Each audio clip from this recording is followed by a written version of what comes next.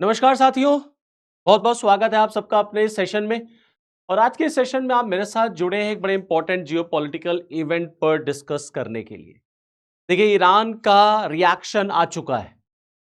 Saudi, Turkey और पाकिस्तान के बीच में जो डिफेंस पैक्ट हुआ, जिसको इस्लामिक नाटो या मुस्लिम नाटो कहा जा रहा है, अब उस पर ईरान का रिएक्शन आया है। और ईरान की तरफ से क्या रिएक्शन आया है? तो एक तरफ ईरान सऊदी, पाकिस्तान और टर्की के डिफेंस पैक्ट को लेकर के उसने इसको वेलकम किया है। उसने कहा है that there should be Muslim unity. जिस तरीके के हालात वेस्ट एशिया में चल रहे हैं, उसको देखते हुए ईरान की तरफ से कहा गया कि नहीं, ये बहुत जरूरी है कि सारे मुस्लिम देश जो हैं वो एक हो जाएं। मुस्लिम यूनिटी होनी चाहिए। लेकिन क्या ये प्रैक्टिकली पॉसिबल है कि क्या सारे मुस्लिम कंट्रीज जो हैं वो एक हो जाएं? मुस्लिम यूनिटी आपको देखने को मिलेगी? तो ये प्रैक्टिकली पॉसिबल नहीं है, क्योंकि हर मुस्लिम कंट्री के अपने अपने भी रिलेशंस हैं। जैसे फॉर एग्जांपल यूएई और सऊदी के लिए प्रैक्टिकली पॉसिबल नहीं है कि वो ईरान के अम्ब्रेला या ईरान के लीडरशिप में आए। मैंने अपने लास्ट वीडियोस में इस बारे में बहुत डिटेल में डिस्कस भी किया, बार बार मैंने आपको ये बताया है। ये जो डिफेंस पैक्ट है, ये दरअसल डिफेंस पैक्ट इजराइल के अगेंस्ट नहीं है। वो दिखाया जरूर जा रहा होगा, but this is not against Israel. अब आप देखिए, यहां अगर ईरान को टारगेट ना किया गया होता, ये पूरा डिफेंस पैक्ट अगर ईरान के अगेंस्ट ना होता, तो मैं दूसरा आपको रिएक्शन ईरान का दिखाना चाहता हूं। एक तरफ तो ईरान कह रहा है कि नहीं, मुस्लिम यूनिटी होनी चाहिए। ठीक भैया, मुस्लिम यूनिटी होनी चाहिए अमेरिका के खिलाफ और इजराइल के खिलाफ। लेकिन क्या यूएई और सऊदी इस मुस्लिम यूनिटी का पार्ट बनेंगे? क्योंकि यूएई ने तो अब्राहम अकॉर्ड साइन कर रखा है। यूएई ने अब्राहम अकॉर्ड साइन कर रखा है, उसने इजराइल को मान्यता दे रखी है। अमेरिकन बेसेस हैं यूएई में। सऊदी अरेबिया अमेरिका का एक बड़ा बेहतरीन एलाई है, एक बहुत क्लोज एलाई है अमेरिका का। अमेरिका के साथ उसकी न्यूक्लियर डील है। अमेरिका लगातार सऊदी और पाकिस्तान पर यह प्रेशर बिल्डअप करता है कि आप इजराइल को रिकॉग्नाइज करिए, अब्राहम अकॉर्ड को आप साइन करिए। तो ये क्या प्रैक्टिकली पॉसिबल होगा कि सारे मुस्लिम कंट्रीज एक हो जाएं? तो इसकी संभावना बहुत कम है। आपस का जो कॉन्फ्लिक्ट है, जो ये वर्चस्व की लड़ाई है, ये मुस्लिम कंट्रीज को एक होने नहीं देगी। अब देखिए दूसरा रिएक्शन उसी ईरान का। ईरान ने सऊदी, टर्की और पाकिस्तान के डिफेंस पैक्ट को एक पेपर एग्रीमेंट कहा है। उसने कहा it is just a paper agreement. ये पेपर एग्रीमेंट से कुछ ज्यादा नहीं है। जो ये टर्की, पाकिस्तान और सऊदी के बीच में हुआ है, ये पेपर एग्रीमेंट है। और इस पेपर एग्रीमेंट से ईरान ने कहीं ना कहीं सऊदी अरेबिया को चेतावनी दी है। उसने सऊदी से कहा है कि Pakistan will not bring you security.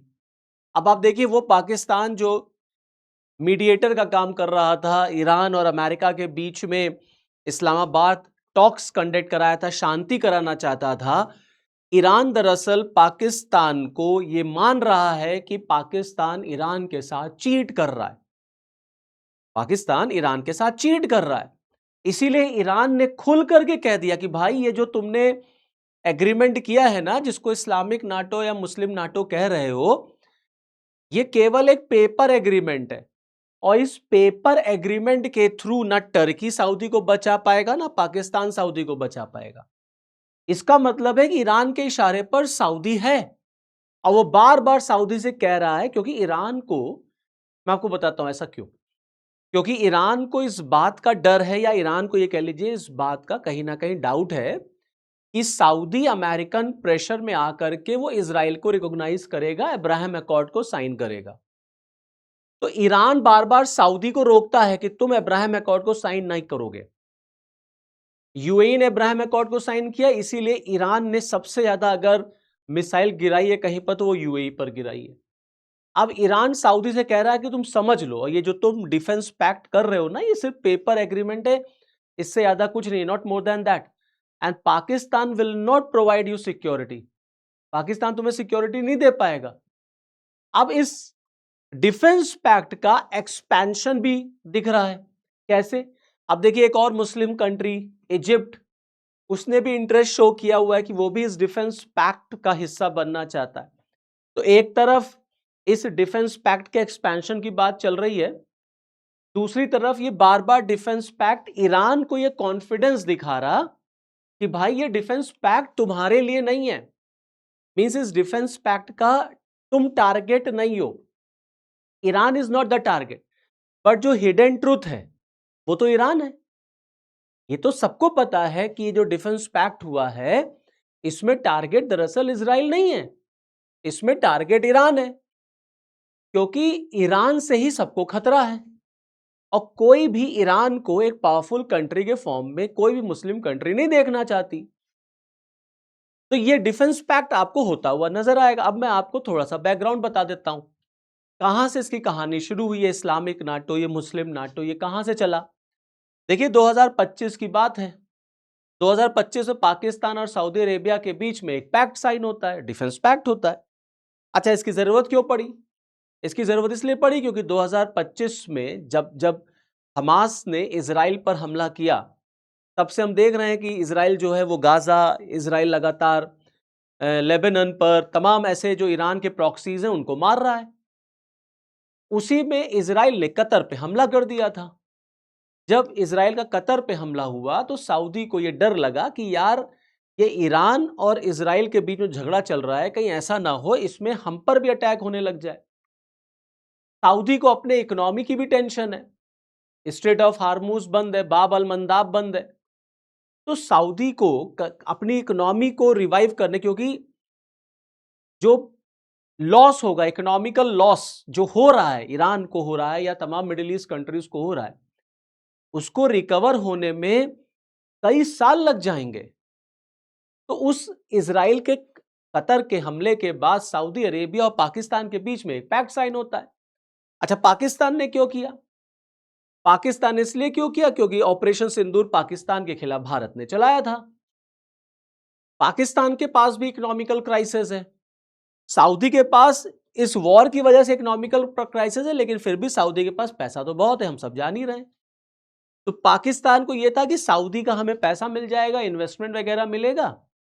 UAE जो है वो अपना लोन जो पाकिस्तान को उसने दिया था वो वापस मांग रहा था। तो पाकिस्तान ने मुस्लिम, इस्लाम, इन सब चीजों का हवाला दे करके सऊदी को अपनी तरफ मिला लिया। सऊदी को लगा कि भाई पाकिस्तान के पास मिलिट्री है ही है, पाकिस्तान के पास चाइना का उसको हेल्प है, मदद है, प्लस उसके पास न्यूक्लियर वेपन है। तो कहीं ना कहीं सऊदी को ये लगा कि पाकिस्तान सऊदी को सिक्योरिटी प्रोवाइड कर सकता है, कलेक्टिव सिक्योरिटी प्रोवाइड कर सकता है। तो सऊदी और पाकिस्तान के बीच में डिफेंस पैक्ट हो गया 2025 में। अब जब ये डिफेंस पैक्ट हुआ तब से ये खबर आने लगी भाई इसमें टर्की भी आना चाहता है, इसमें तमाम और मुस्लिम देश भी आना चाहते हैं। तो टर्की, अब यहां पर टर्की भी आता हुआ आपको नजर आया, तो टर्की, सऊदी और पाकिस्तान के बीच में ये पैक्ट हो गया, तो इसका एक एक्सपेंशन हो गया, अब इसमें टर्की भी आ गया। अब ये भी समझ लीजिए कि तीनों देश इस ग्रुप को क्या कंट्रीब्यूट कर सकते हैं, टर्की से क्या फायदा होगा इस ग्रुप को। टर्की देखिए ऑलरेडी नाटो का मेंबर है, टर्की ऑलरेडी नाटो का मेंबर है, और जो नाटो है उसका प्रिंसिपल कलेक्टिव सिक्योरिटी है, किसी एक पे हमला सब पे हमला। अब यहां टर्की ने एक और नाटो जैसा है प्रिंसिपल पर एक ग्रुप ज्वाइन किया हुआ है। तो इस पर सबसे बड़ा क्वेश्चन मार्क यही है कि क्या टर्की पर अगर अटैक होता है, मान लीजिए कल को ईरान ने टर्की पर अगर हमला कर दिया, तो क्या यूरोपियन नाटो जो है वो सब आएंगे टर्की की हेल्प करने के लिए? तो इसमें बहुत कॉम्प्लिकेशंस है, इतना आसान नहीं है। इसीलिए ईरान कह रहा है ये सिर्फ पेपर एग्रीमेंट है। तो जिसको मक्का डिफेंस पैक्ट, मक्का एग्रीमेंट वगैरह के नाम से भी इस समय मीडिया में बड़ा ये हाईलाइट हो रहा है। ओके, ये तीन देश हैं आपके, टर्की है, सऊदी है और ये पाकिस्तान है, जो इस नए ग्रुप में आपको जो है वो आते हुए नजर आएंगे। जो मैंने आपको बताया था कि इजराइल ने टर्की कतर पे हमला किया था, उसी के बाद पाकिस्तान और सऊदी के बीच में डिफेंस पैक्ट हुआ। अच्छा, इधर हाल के दिनों में अगर आप देखेंगे तो सऊदी का पंगा जो है हुतीस से शुरू हो गया है। हुती हुती एक रेबल ग्रुप है, ज्यादातर शिया मुस्लिम्स इसमें आते हैं हुतीस में। ये यमन में है, यमन का जो रीजन है सना वाला, वहां पर ये डोमिनेट करते हैं। वहां से ये पूरे बाब अल मंदाब को, रेड सी को डोमिनेट करते हैं। पूरा इन्होंने रेड सी बंद कर रखा है, बाब अल मंदाब बंद कर रखा। तो देखिए स्ट्रेट ऑफ हार्मूज बंद है, अब बाब अल मंदाब हो गया। तो बाब अल मंदाब के बंद होने से सऊदी के सामने इकोनॉमिकल चैलेंजेस खड़े हो गए और अब हूथी से लड़ना है। और हूथी से लड़ने का मतलब है आप ईरान से लड़ेंगे, क्योंकि हूथी को सपोर्ट ईरान ने दे रखा है। तो यहां पर जो ईरान से सबको खतरा पैदा हो रहा है वो इन सबको एक कर रहा है। जहां तक रही बात टर्की की, तो टर्की का जो डिफेंस इंडस्ट्री है वो अच्छा खासा डिफेंस इंडस्ट्री है भाई। नाटो कंट्रीज में अगर आप देखेंगे तो आफ्टर अमेरिका टर्की आपको सेकेंड लार्जेस्ट आर्मी टर्की के ही पास है। तो टर्की का ड्रोन जो है, टर्की का डिफेंस इंडस्ट्री जो है वो काफी ग्रोइंग एडवांस स्टेज में है, बहुत एडवांस्ड है।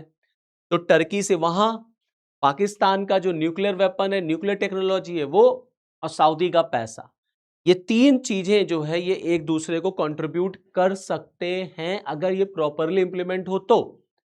अब इसमें इजिप्ट भी इंटरेस्ट शो कर रहा है कि इजिप्ट भी आना चाहता है।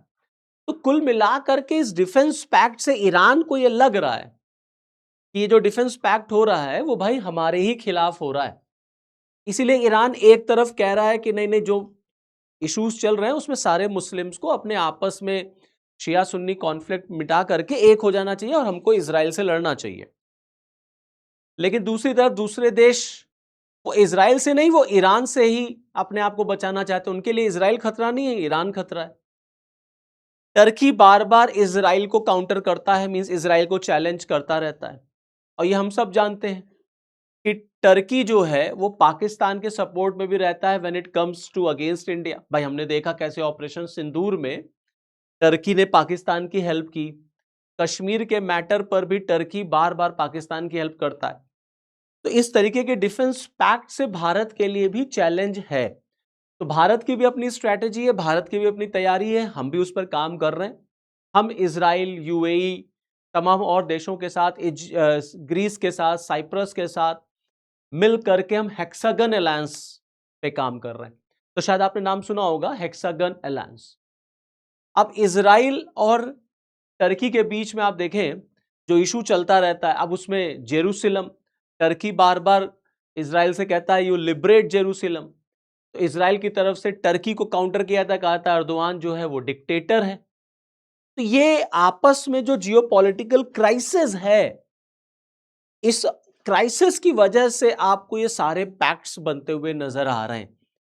तो इसमें कई देश ये दिखाने की कोशिश करते हैं कि नहीं देखो इजराइल पे हम जा रहे हैं। अच्छा, इजराइल को काउंटर करना है, इजराइल को चैलेंज करके ना ये कंट्रीज, मुस्लिम कंट्री दरअसल अपने आप को बहुत बड़ा मुस्लिम वर्ल्ड का लीडर स्टैब्लिश करना चाहते हैं कि देखो हम इजराइल से लड़ रहे हैं, हम यहूदियों से लड़ रहे हैं। तो ये कहीं ना कहीं अपनी इंपॉर्टेंस बढ़ाना चाहते हैं, क्योंकि ये पूरा मौका ईरान लेके जा रहा है। ईरान दिखा रहा है कि देखो हम इजराइल से लड़ रहे हैं। तो इसी वजह से ये सारे कंट्रीज भी सोचते हैं कि यार इस मौके को कैश कर लिया जाए। तो रह करके ये लोग इजराइल पर भी अटैक करते रहते हैं। अब आप अगर टर्की को देखेंगे तो ये है आपका टर्की, ओके, ये मेडिटेरेनियन सी है। अब आप देखिए इस टर्की का इस मेडिटेरेनियन सी में भी इन्वेजन है, डोमिनेंस है, स्पेशली साइप्रस और ग्रीस। साइप्रस और ग्रीस का पंगा चलता है टर्की के साथ। जो साइप्रस है ना, उसका नॉर्दर्न वाला जो पार्ट है उसको टर्की ने एक्वायर कर रखा है। इसीलिए आप देखेंगे इजराइल, साइप्रस और ग्रीस, ये तीन कंट्रीज एक ग्रुप आपको बनाते हुए नजर आएंगे अगेंस्ट टर्की। अब इसी में आप इंडिया को भी शामिल कर लीजिए, इंडिया, इजराइल, साइप्रस, ग्रीस और यूएई, तमाम कुछ और भी देश, तो आपको एक हेक्सागन अलायंस बनता नजर आएगा। तो कुल मिलाकर के जो ये डिफेंस पैक्ट हुआ है सऊदी और पाकिस्तान और टर्की के बीच, इसका कोई बहुत ज्यादा रेलेवेंस आपको आने वाले दिनों में दिखेगा नहीं। कोई किसी की मदद नहीं करने जा रहा है कि पाकिस्तान पर भारत ने हमला कर दिया तो सऊदी आ रहा है भारत पे हमला करने, कुछ नहीं होने वाला। ये दरअसल सिर्फ और सिर्फ ईरान को काउंटर करने के लिए, ईरान का डर है जो इन देशों को एक कर रहा है, वो ईरान भी जानता है। इसीलिए ईरान ने एक तरफ कहा कि भैया हमें मुस्लिम यूनिटी पे काम करना चाहिए, लेकिन उस मुस्लिम यूनिटी का लीडर कौन होगा, वो ईरान होगा। तो दूसरी तरफ ईरान ने यह भी कह दिया कि ये सिर्फ और सिर्फ एक पेपर एग्रीमेंट है, इससे ज्यादा कुछ नहीं, कागजी शेर टाइप वाला है ये। और सऊदी अगर ये सोचे कि सऊदी कल को इजराइल को रिकॉग्नाइज कर देगा, अब्राहम अकॉर्ड साइन कर लेगा और ईरान छोड़ देगा सऊदी को, और पाकिस्तान सऊदी की हेल्प करने आएगा तो ऐसा कुछ नहीं है, हम पाकिस्तान की भी पिटाई कर देंगे। ईरान इशारे इशारे में ईरान पाकिस्तान को ये कह रहा है कि हम तुम्हारी भी पिटाई कर देंगे अगर इस तरीके का कोई काम हो रहा है तो कुल मिलाकर के ये असलियत है इस डिफेंस पैक्ट की, और ये ईरान का नया रिएक्शन आया है। तो चलिए फिर इस सेशन में इतना ही, फिर आगे फिर आपसे मुलाकात होगी। तब तक के लिए मुझे दीजिए इजाजत। जय हिंद।